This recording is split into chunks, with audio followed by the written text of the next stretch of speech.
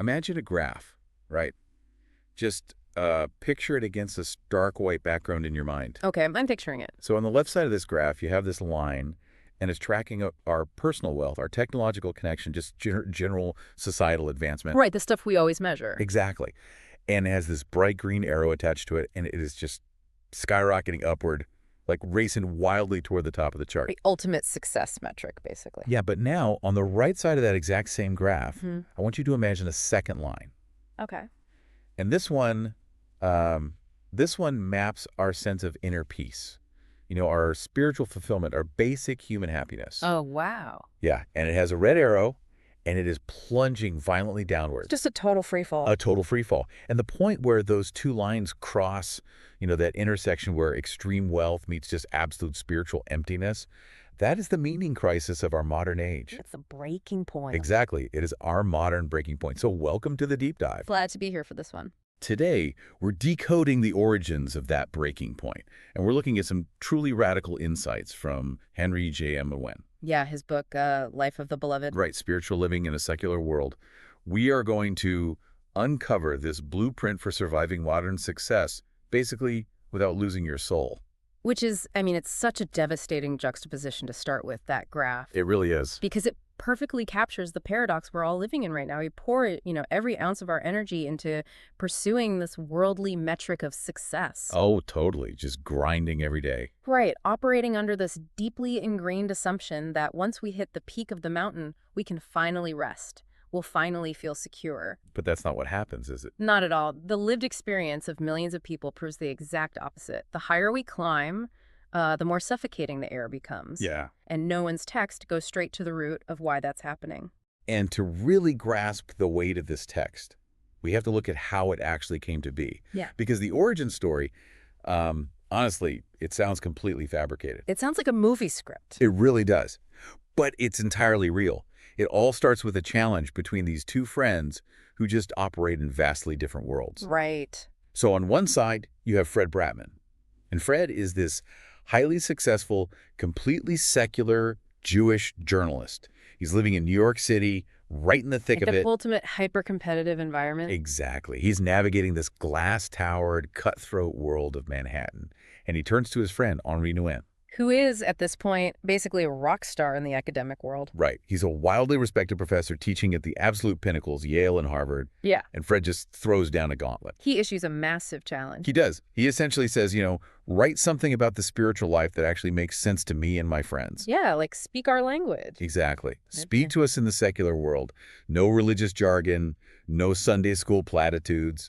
He says, speak to the profound emptiness we feel right in the middle of our incredibly busy, successful lives. And the audacity of that request, honestly, is what makes this whole exploration possible. Yeah. He's demanding that these ancient spiritual truths get translated into the gritty, neon-lit reality of a Manhattan commuter. And Henri actually accepts the challenge. He does. But then Henri's own life takes a turn that is just, well, to the secular world, it looks insane. Completely. It looks like career suicide. Exactly. At the absolute zenith of his prestige, Henri Nouwen just walks away. He's dropped everything. He gives up the elite tenure, the publishing accolades, the societal worship, and he moves to a small community in Canada called L'Arche Daybreak. Right, which is a community that cares for people with severe mental and physical handicaps. Yes.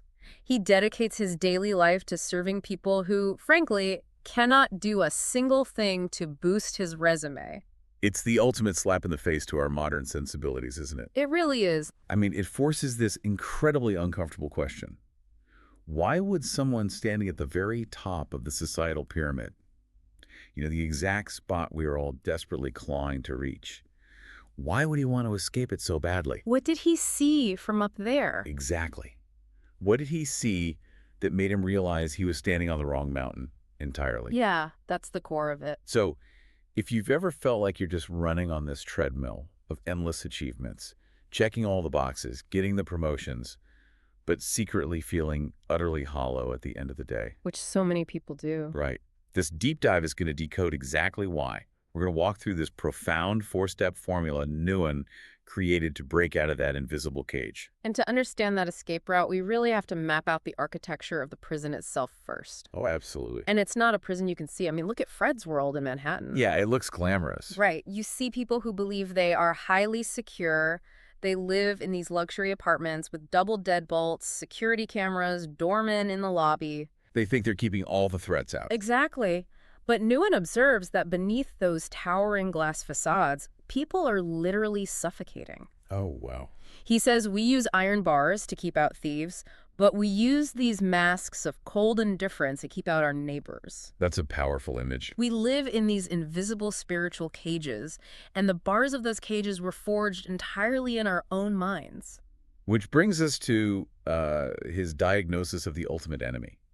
Because we are heavily programmed by society to think our biggest enemy is failure, right? Right, we're terrified of failing. We think the greatest threat to our existence is a lack of success. Right. Like getting fired or just not being attractive enough or rich enough. Yeah, falling behind. But Nouwen argues that the absolute fatal poison of the human spirit is something else entirely.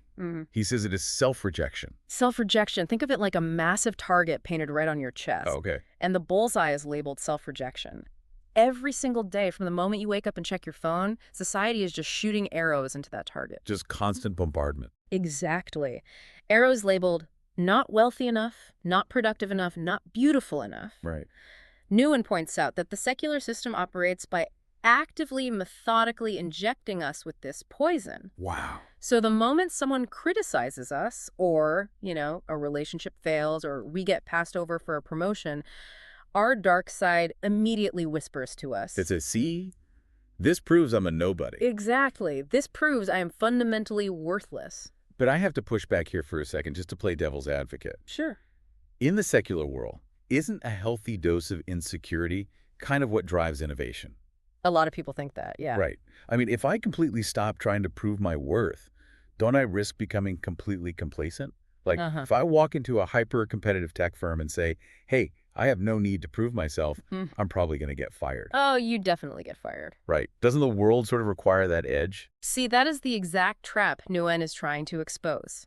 There is a massive psychological difference between aiming for excellence because you want to contribute and needing excellence to justify your basic right to exist. Oh, okay. I see what you're saying. The secular system blurs those lines intentionally. It tells you that your performance is your identity. It merges the two. Right. So if your drive for innovation is fueled by the terror of being a nobody, you aren't innovating out of freedom. You're innovating with a gun to your head. Wow. Yeah. And the moment you fail, which, let's be honest, is inevitable in any innovative process. Of course. That failure doesn't just mean a project didn't work. It means you don't work. It completely destroys you. Exactly. That is why self-rejection is a fatal spiritual disease. It ties your very existential survival to fluctuating external metrics. Which fundamentally flips the whole economic model on its head, if you think about it. How so?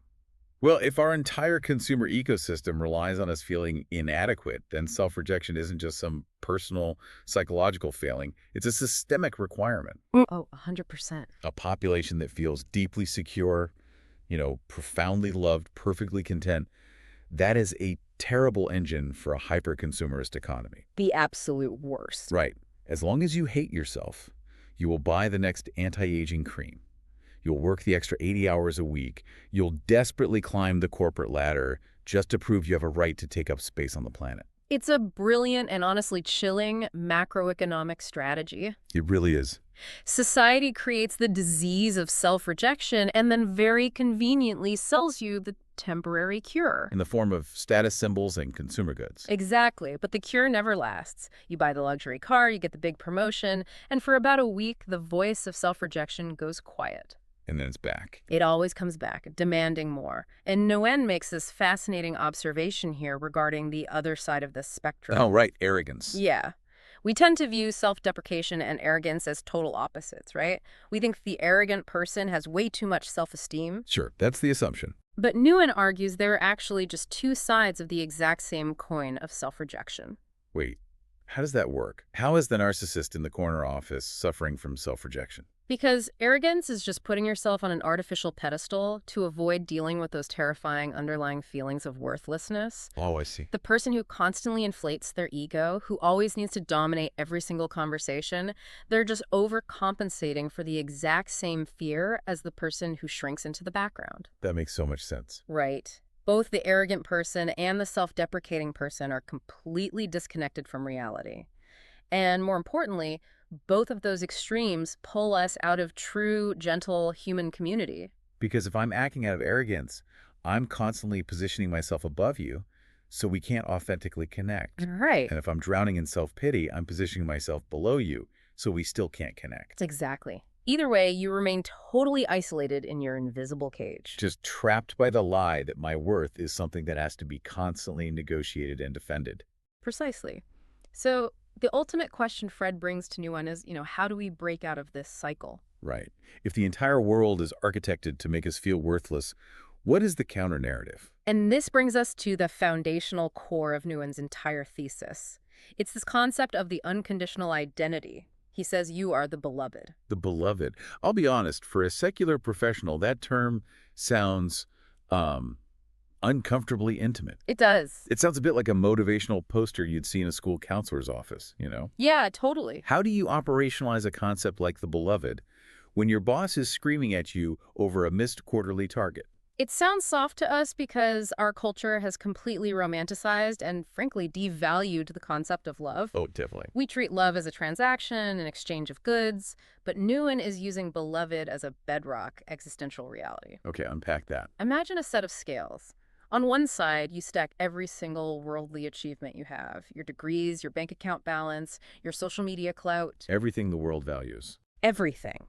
On the other side is this growing sphere representing this unconditional identity, Oh, the beloved.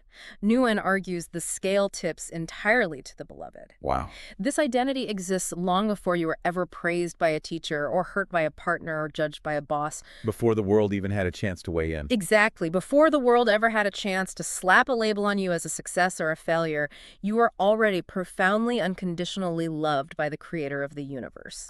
But the cognitive dissonance there is massive, right? Yo. Huge. You can theoretically know that, but actually feeling it in the moment is a completely different story. Absolutely. And I really appreciate that Nouwen is incredibly honest about his own struggle with this. He doesn't preach from some untouchable mountaintop. No, not at all. Here is a guy who is a Yale and Harvard professor writing best-selling books, surrounded by adoring students, and yet he freely admits he spent his life running in frantic circles, looking for people to validate him. Yeah, he struggled with it deeply. He theoretically knew he was the beloved, but he just couldn't bridge the gap to actually live it out. And that gap is where the real work happens. Why is it so incredibly hard to accept this unearned love? Because the secular world is deafeningly loud. Just constantly shouting at us. It screams at us from every billboard, every screen, every corporate email. It says, you are nobody unless you can demonstrate the opposite. Right. And the voice that calls us the beloved is a soft, gentle whisper. So in the roar of modern life, that whisper gets completely drowned out. Yeah. Becoming the beloved is not some lofty retreat where you sit under a tree and just feel peaceful. Nouwen stresses that it is grueling, daily, in the trenches work. You have to actively drag this massive cosmic truth down into the mundane reality of, like, a Tuesday morning commute. Exactly. When you're sitting in that boardroom and the executive is tearing apart your presentation, the world's gravity is pulling you towards self-rejection. Oh, immediately. Your instinct is to think, I am a failure. I don't belong here. Right. The hard work of becoming the beloved is catching that thought in real time and overriding it. Wow.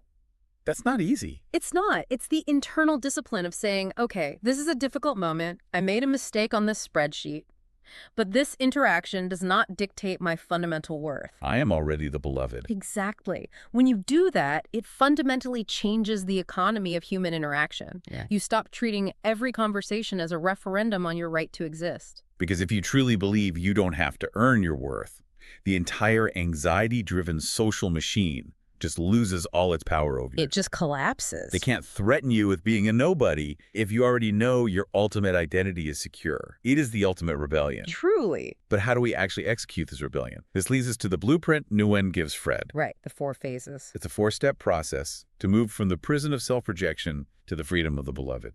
And the formula is built on 4 seemingly simple words: taken, blessed, broken, and given. Now, these 4 words are traditionally associated with the Christian Eucharist or communion, the taking, blessing, breaking, and giving of bread. Right. But Nouwen expands them into a universal psychological and spiritual framework for every single human being. So let's start with phase 1. Okay. The first word is taken, or, as Nouwen suggests, a warmer, less rigid word, chosen. Okay, so the concept of being chosen in our modern context is it's deeply problematic. It really is. We view it through this lens of extreme cutthroat competition. Think about the modern college admissions process, right? Right. Or applying for a job at a top-tier tech firm. If I am chosen for the role, it inherently means 50 other people were rejected. Exactly. If my team is chosen to win the championship, everyone else has to lose. In our world, chosenness is a brutal zero-sum game. 1% makes the cut, and 99% get the big red X. And that secular model of chosenness breeds intense anxiety even for the winners. Oh, because you constantly have to defend your spot. Exactly. But Nana redefines this entirely. Spiritual chosenness, he argues, does not exclude others. Okay. Being spiritually chosen recognizes your unique, irreplaceable value without diminishing anyone else's value in the slightest. I love the analogy of a massive, intricate mosaic here. Oh, it's perfect. When I first read about this idea of everyone being chosen, my skeptical brain immediately thought, well, if everyone gets a participation trophy, the word chosen completely loses its meaning. Right, that's the natural reflex. But the mosaic analogy clarifies it perfectly. Yeah. In a mosaic, every single piece is chosen specifically for its exact spot. Yes. You don't look at a blue glass tile and say, because you were chosen to be here, the red tile is rejected. Right. No, they are just uniquely placed. The anxiety comes when the blue tile spends its entire life looking at a red tile thinking, man, if I were just a little more red, I'd be valuable. Which ruins the blue tile. Exactly. It ruins the blue tile, and it makes a terrible red tile. And that is exactly what we do with our careers and our lives. It is a tragic waste of human potential. Reclaiming this sense of being uniquely chosen, of being the blue tile perfectly content to be blue, is a daily battle. Because the world is pulling you the other way. It's a heavy gravity well. Nouwen warns that you cannot rely on your parents, your lovers, or your bosses to grant you the status of being chosen. Wow. If you rely on them, you're making them your gods, and eventually, because they are human, they will fail you. You have to claim it from a source deeper than human approval. So practically speaking, how do we intervene in our own minds? Because the arrows of self-rejection are flying at us all day, every day. Nouwen gives highly practical advice here. It requires an active cognitive and spiritual intervention. First, you must ruthlessly unmask the lies of the world. Okay, unmasking the lies. The moment you face a setback, you have to catch that automatic thought that says, I am a failure, and explicitly name it as a lie. You have to separate the event from your identity. That's powerful. And secondly, you must aggressively seek out people and places that speak your truth. You have to find a community people who look at you and remind you of your chosenness. Instead of people who view you purely as a competitor to be defeated or an asset to be utilized, Exactly. you have to actively curate your environment. Because if you're spending all your free time with people who only value you for what you produce or what you earn, you are just tightening the bars on your own invisible cage. You're locking yourself in. But there's a practical problem with just declaring yourself chosen and stepping away from the noise of worldly validation. Which is? The minute you stop listening to the world's validation, it gets incredibly quiet. And frankly, for most of us, that silence is absolutely terrifying. Oh, completely terrifying. How does Nouwen suggest we survive that transition? And I guess that brings up the second phase of the formula. Bless. Yes. Think about the last time you sat in a completely silent room. No phone, no TV on in the background, no Yeah. podcast playing. Just dead silent. Right. If you're like most modern people, after about 2 minutes, that silence becomes absolutely suffocating. Oh, I'd be crawling out of my skin. We flee from silence because of what we hear when we first enter it. Nouwen points out that when we get quiet, we don't immediately hear peace and tranquility. we hear a deafening roar. It's like pouring water through a massive funnel, right? At the top, it was just a chaotic swirl of all the world's noise. Yes. It's the roar of our unpaid bills, our unresolved conflicts, our deep-seated insecurities, and the ghost of every embarrassing thing we've ever done. It all comes rushing in. It is the voice of self-rejection turned up to maximum volume. It is highly uncomfortable, so our immediate reflex is to grab our phones, check our emails, literally do anything to escape the noise inside our own heads. But Nouwen says we have to endure that initial chaos. We have to sit through the terror of our own anxiety. Wow, just sit in it. Because if we hold our ground in the silence, eventually things settle. The water drops through the narrow part of the funnel, and what emerges on the other side is a gentle, hidden shift. Something changes. If you endure the noise, you begin to hear a deeper, quieter sound. You begin to hear the soft voice of blessing. Let's look at the word blessed itself. Okay. Nouwen breaks down the Latin root, benedicere, which literally translates to speak well. Bene meaning good, and dicere meaning to speak well. Exactly. And we need to distinguish this from shallow praise. Right, there's a difference there. Praise is contingent. Praise is what you get when you perform well. Good job on the quarterly report, or you look great in that outfit. Praise is entirely conditional. It's earned. Yes. A blessing is fundamentally different. A blessing is calling forth the original goodness that exists in someone simply because they exist. That is beautiful. It touches the purity of their soul beneath all their accomplishments and failures.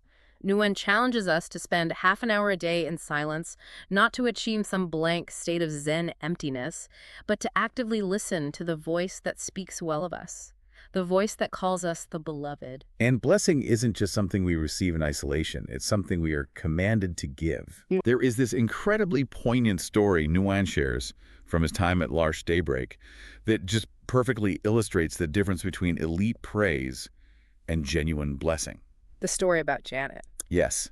Remember, he arrives at this community as a Harvard professor. He is used to high-level intellectual discourse. In the academic world, you connect through ideas, arguments, publications. You lead with your resume. Exactly. But at L'Arche, he meets this severely disabled woman named Janet. And at first, he freely admits he was distant. He was afraid of her. He didn't know what to do. He was trapped in his intellectual armor. Janet couldn't engage with any of his theological arguments or his impressive resume. All of his Ivy League rituals meant absolutely nothing in her presence. That must have been terrifying for him. It was. He was stripped of the very tools he usually used to prove his worth. But then a massive shift occurred. As Nouwen began to claim his own chosenness, as he let go of his desperate need to be the important professor, he dropped his armor. He let it go. He looked at Janet and finally saw her immense, staggering beauty. He realized that beneath all our sophisticated societal positioning, we are all just terrified children desperate for the exact same blessing. We all just want to be loved. Exactly. He writes about giving her this clumsy, genuine embrace, wrapping his long robes around her. That simple act of physical blessing held infinitely more spiritual power than any academic award he had ever received. It's a profound realization. We construct these elaborate, cold rituals of elite society to protect ourselves from vulnerability. We hand out business cards, we list our credentials, we network. But those rituals just leave us isolated. True blessing bypasses the resume and speaks directly to the soul. Wow. And once you hear that blessing for yourself in the silence, you cannot help but want to offer it to others. You start looking at the people on the subway or that difficult coworker in your office, not as competitors to be defeated, but as fellow human beings starving to be spoken well of. But let's bring this back to the gritty reality of life. Even if you know you are uniquely chosen, and even if you cultivate the silence to be blessed, life is still going to hurt you. Oh, inevitably. You're still going to experience profound tragedy, failure, and betrayal. And that brings us to phase 3, which is perhaps the most counterintuitive part of Nouwen's entire framework. Broken. Brokenness is the universal human reality. Yeah. No one escapes it. Right. But our secular reflex is to view pain as an unnatural interruption to our life plans. We think, this wasn't supposed to happen to me. I need to fix it, hide it, or run from it as quickly as possible. We treat our wounds like ugly stains on our pristine life resumes. Exactly. Think about the architecture of social media, right? It is an entire multi-billion-dollar industry built on hiding our brokenness. Complete curation. We curate the perfect vacations, the perfect meals, the perfect relationships. Meanwhile, in the real world, In the concrete jungle of the city, people are dealing with brutal divorces, hidden addictions, and just the agonizing pain of deep loneliness. It's tragic. We live in these steel and glass towers, surrounded by millions of people, and yet people are being devoured by isolation. You see people throwing themselves into endless hollow distractions, mindless consumption, hollow sexual encounters, substance abuse, literally anything to numb the pain. We try to use physical intensity to cure a spiritual void. Because we're utterly terrified of facing our own cracks. But Nouwen offers a paradigm shift here that is absolutely breathtaking. He says we must do the exact opposite of hiding. We must befriend our brokenness. Befriend our pain. I mean, that sounds completely masochistic to the modern ear. It does, but we have to understand what he means. Your suffering, he argues, is deeply, intimately personal. The specific ways you have been hurt, the specific failures you carry are not generic. They are the unique contours of your life. Okay. If you run from them, you are running from a fundamental part of yourself. Your brokenness is precisely what makes you uniquely capable of connecting with the brokenness of the rest of humanity. Empathy cannot exist without shared brokenness. So when tragedy strikes, when the relationship ends, when the medical diagnosis comes, when the company goes bankrupt, we are faced with an ultimate unavoidable choice. We basically arrive at a fork in the road regarding how we categorize that pain. Yes, Nouwen frames this as the choice between the curse and the blessing. This is arguably the most vital concept in the book. Okay, let's break that down. If we place our brokenness under the curse, we view our pain as the final, undeniable proof of our worthlessness. Our dark side steps in and says, "See, you were abandoned because you are fundamentally unlovable. This pain is your punishment for being a failure." Wow. When we put our pain under the curse, it acts as a massive downward multiplier. It leads directly to bitterness, despair, and self-destruction. The pain literally becomes fuel for the fire of self-rejection. It's just a downward spiral. Completely. But there's a second path. If we choose to place our brokenness under the blessing, if we hold our agonizing pain within the context of knowing we are still deeply loved, the pain doesn't magically disappear. Right? No, the grief is still incredibly real. But its nature changes. It is no longer a punishment. It becomes a pruning, a purification.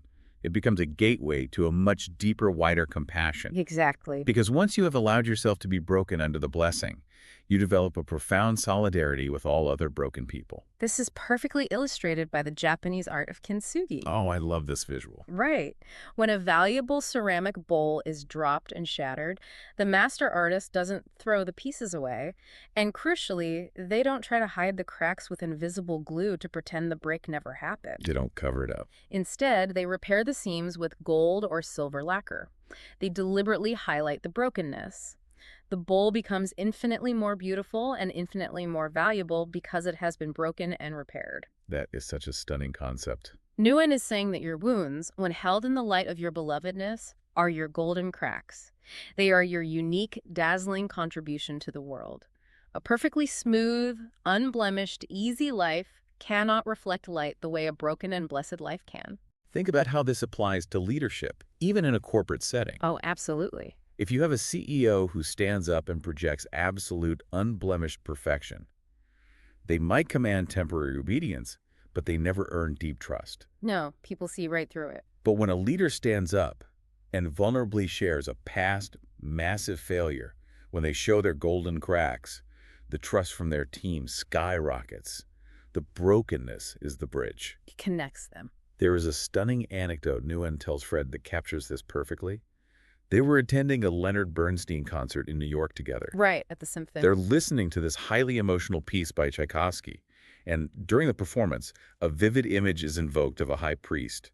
The priest has his glorious, ornate robe stripped away. A moment of total vulnerability. And he holds this beautiful, sacred glass chalice, and it slips from his hands, drops to the floor, and shatters into 1,000 pieces. It is the ultimate symbol of catastrophic failure. The holy vessel is ruined. The ritual is destroyed. But then, Nouwen notes what happens next. The shattered glass lies on the floor, seemingly destroyed beyond repair. But suddenly, it catches the stage light. Oh, wow. And those broken, jagged edges reflect the light in a way the perfect, unbroken cup never could. The shattered glass shines with a brilliant, blinding, multifaceted beauty. It shines like a diamond. Exactly. The most dazzling damage. It's an anti-common sense realization. The breaking was necessary for the brilliant reflection. Which brings us to the final summit of this entire journey. Okay. We have been uniquely chosen. We have cultivated silence to be blessed. We have befriended our pain so that we are broken under the blessing. But why? What is the ultimate purpose of all this internal work? Where is it all leading? This leads to phase 4, which is the ultimate rebellion against the secular world. Given. Given. Okay. We have been brainwashed by the commercial system from birth to believe that the ultimate goal of human life is hoarding. Oh, constantly acquiring more. We believe we must hoard wealth, hoard status, hoard affection, and hoard security. We picture happiness as a tightly closed fist, grabbing as much as we can and refusing to let go. It's exhausting. But Nouwen argues that human nature dictates the exact opposite. You only truly come alive the moment you open your hands and give yourself away. We are taken, blessed, and broken specifically so that we can be given to others. It is a multiplier effect. How so? Think of a beautiful, freshly baked loaf of bread resting on a table. It is lovely to look at, but it fulfills absolutely no purpose in that state. It must be violently torn apart. It must be broken to be distributed. Yeah. It must be broken to actually feed a hungry crowd. Our lives operate on the exact same principle. When we desperately hoard our lives, trying to keep ourselves perfectly together and unblemished, we remain small, anxious, and deeply isolated. Wow. But when we offer our lives, with all our embarrassing fractures and imperfections to others, our impact multiplies exponentially. Is the classic mustard seed analogy, isn't it? Yes, exactly. You hold this tiny, seemingly insignificant seed in the palm of your hand. You look at the massive problems of the world and think, I am so small. What difference can my broken, messy life possibly make? We all feel that way sometimes. But if you drop that tiny seed of goodwill into the soil, if you offer a single genuine smile, an act of unmerited forgiveness, a moment of truly listening to a stressed colleague without checking your phone, it creates invisible ripples. It grows. It grows into a massive tree that provides shelter for birds it will never even see. You don't have to save the world. You just have to give away the small piece you hold. And this is where Nouwen offers a profound, highly practical piece of advice to Fred.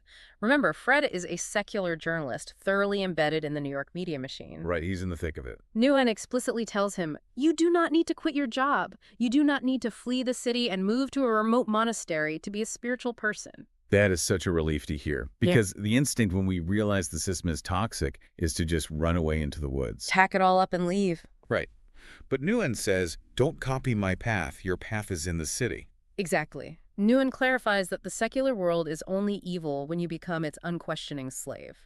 You can absolutely enjoy the incredible restaurants, the brilliant art, the fast-paced friendships, and the intellectual stimulation of Manhattan. There's nothing inherently wrong with the glass towers. Right. The radical shift happens in how you view them.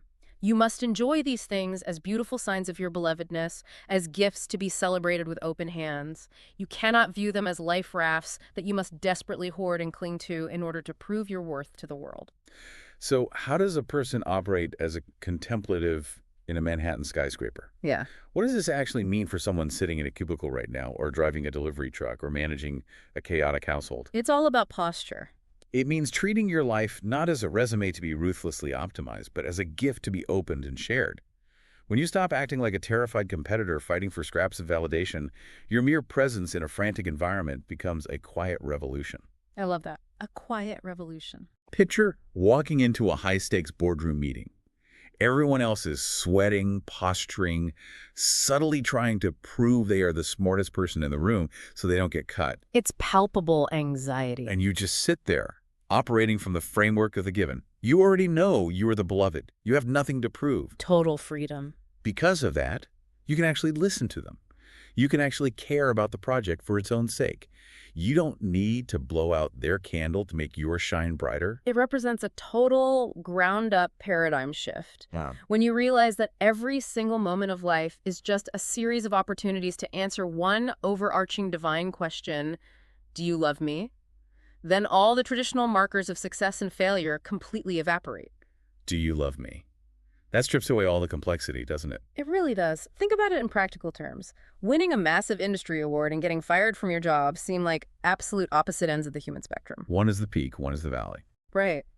One is the pinnacle of success, the other is the abyss of failure. But spiritually, through Nouwen's framework, they become strangely similar. How so? They are simply two different scenarios, two different stage sets, upon which you are given the opportunity to remember your true identity and to choose love. Wow. If you win the award, do you use it to inflate your ego and separate yourself from others? Or do you use the platform with open hands to elevate those who are struggling? Right. If you lose the job, do you fall into the curse of self-rejection and bitterness? Or do you allow the brokenness to open your heart to deeper empathy for everyone else who has ever failed? Both scenarios are just invitations to say yes to love. Even the concept of death itself is completely transformed by this framework. The ultimate test of the framework. In the secular view, death is the ultimate horrifying failure. It is the end of the timeline, the total loss of everything you hoarded. A total tragedy. But in the framework of the beloved, death becomes the final, ultimate act, giving yourself entirely away. You transition from the brief, chronological span of your historical life into a vast, eternal field where your love, your forgiveness, and your spirit continue to nourish the world long after your physical body is gone. It's beautiful. Those who live in love don't just disappear. Their spirit is liberated to flow more fully among the people they left behind. It is the ultimate release of the closed fist. It is the final transition from hoarding to absolute giving. We have covered an immense amount of ground today, and it is a lot to process. Let's recap this journey. Good idea. We started at that terrifying intersection where skyrocketing worldly wealth meets plunging spiritual happiness. We found ourselves trapped in the invisible prison of self-rejection, completely chained by this exhausting, endless need to prove to the world that we have a right to exist. We saw how society weaponizes our anxiety to fuel its own consumption. Right. And against that systemic despair, Nouwen revealed the radical, unearned truth of our identity as the beloved, an identity that exists entirely independent of our productivity. And we unlocked the four-step process of actually surviving the modern world by living that out. We learn to accept that we are chosen, uniquely placed in the grand mosaic of humanity, not in a zero-sum competition with anyone. We realized we must endure the terrifying noise of silence to ultimately be blessed to hear the quiet voice that speaks to our original goodness. We learned the anti-common sense power of befriending our pain, allowing our brokenness to shine like gold-repaired pottery, rather than hiding it under a curse of bitterness. And finally, we saw that all of this internal preparation is meant to culminate in the ultimate rebellion of an open hand, multiplying our impact by being given to the world. The profound power of this text, however, does not lie in our analysis of it on a deep dive. It lies entirely in how you apply it to the noise and chaos of your own specific life. That's the real challenge. We are standing at a critical societal crossroads today. As technology and consumerism threaten to completely tear human connection apart, we have to decide which path we will take. Are we going to keep repeating the tragedy? Exactly. Will we continue to fight to the death in the invisible cage of self-rejection, desperately trying to prove we are better than the person next to us? Or will we step off the treadmill entirely and into the profound freedom of being unconditionally loved? The answer is really in our own hands. To bring this right down to the pavement, I want to leave you with one final, provocative thought extrapolated from Nouwen's challenge. If self-rejection is a fatal systemic poison and blessing is the only known antidote, think about the very next person you're going to interact with today after you take your headphones off. Just the very next person. It might be your spouse in the kitchen, your kid in the back seat, the barista handing you a coffee, or that one difficult coworker who constantly triggers your anxiety. We all have one. In that specific interaction, in that micro moment, are you going to be an unconscious agent of the secular curse, demanding they prove their worth to you before you offer them respect? Or are you going to look past their defensive armor, see the terrified, self-rejecting human underneath, and offer them a genuine blessing? Are you going to speak well of their soul? Because that is the only way the cycle breaks. The only way. Imagine that graph one last time. The one where wealth is soaring and inner peace is plummeting. That crossing point doesn't have to be a breaking point. It can be the exact moment you decide to stop running on the treadmill, step off the chart entirely, and realize you were the beloved all along.